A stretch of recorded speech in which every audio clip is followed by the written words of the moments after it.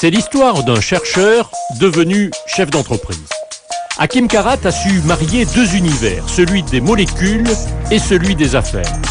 Tout cela parce qu'il a découvert un filon, celui de la production des protéines. C'est un filon nord, je vous donne un exemple.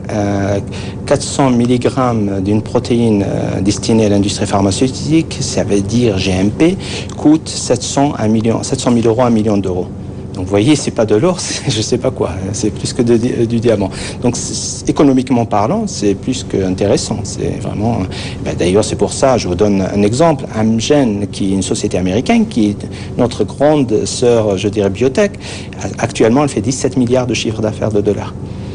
Voilà, c'est une biotech qui a réussi. Donc pourquoi pas nous ?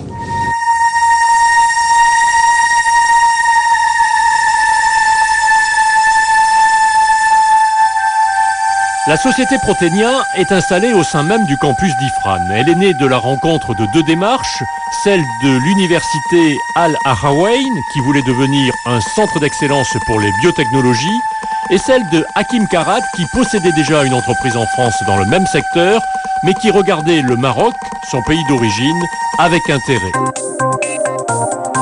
3 ans après sa création, Proténia emploie une dizaine de personnes.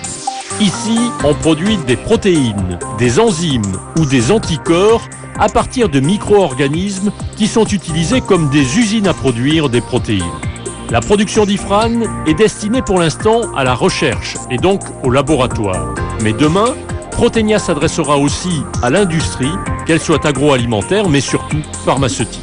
Au jour d'aujourd'hui, on est en contact avec des groupes pharmaceutiques, que ce soit européens ou marocains. À titre d'exemple, il y a Cooper Maroc qui est très très intéressé par notre société.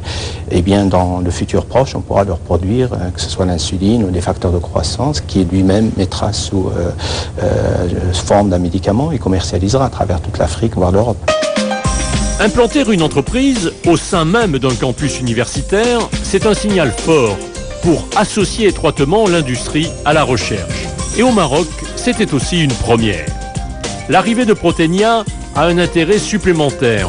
Elle a permis la création d'un master consacré à la formation des ingénieurs en biotechnologie, avec là encore la volonté de préparer l'avenir en formant du personnel de haut niveau. Pour nous, Proténia devient, en s'installant dans le campus de l'université, une entité qui fait partie du campus. Et il se trouvait qu'au moment où le projet est né, nous ne formions pas d'ingénieurs en biotechnologie. Et donc l'idée est venue d'examiner quel serait le marché pour des jeunes ingénieurs de biotechnologie. Et à partir de là, nous avons défini donc un programme de formation, de master, qui aujourd'hui a commencé. Et l'objectif, c'est de préparer, je dirais, un personnel de très haut niveau pour Proténia, mais aussi pour d'autres entreprises, dont certaines sont jeunes, qui veulent s'installer autour de nous, et en même temps pour d'autres industries au niveau de notre pays. C'est ici, à côté de Toulouse, qu'a commencé l'aventure de Hakim Karat dans les biotechnologies. Sur cette zone de Labège Innopol, il a créé en 1999 Milogène.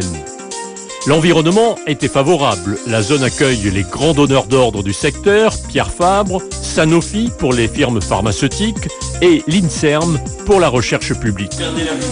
Favorable aussi le soutien des pouvoirs publics, car sans cette aide publique, Hakim Karat n'aurait sans doute pas pu créer cette entreprise qui emploie aujourd'hui 25 personnes et possède une dizaine de brevets.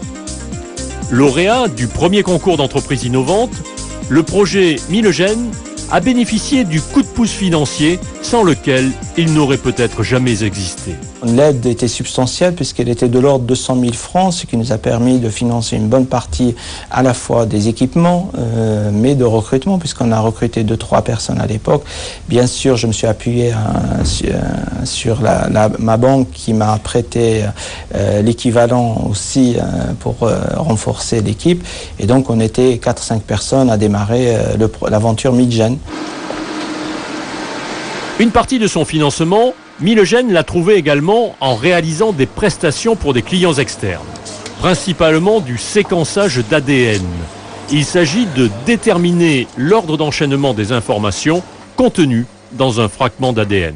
L'ADN, c'est l'information qui nous permet d'avoir les yeux bleus, d'avoir la peau blanche, voilà. Et en fait, c'est une information génétique qui peut être lue de façon à nous donner à quoi servent certains gènes, par exemple.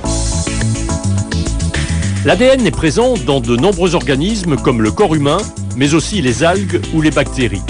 Il contient l'information nécessaire aux êtres vivants pour survivre et se reproduire. Déchiffrer l'ADN permet de le modifier ensuite et de générer des applications bénéfiques, en médecine principalement, pour identifier, diagnostiquer et trouver des traitements à certaines maladies.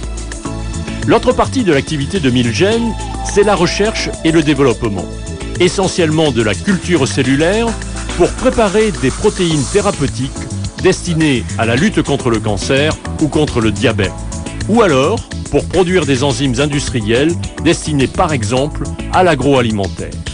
La recherche pure prend du temps, c'est un travail de longue haleine, mais Milgène a réussi en quelques années à faire sa place dans ce monde très concurrentiel des biotechnologies.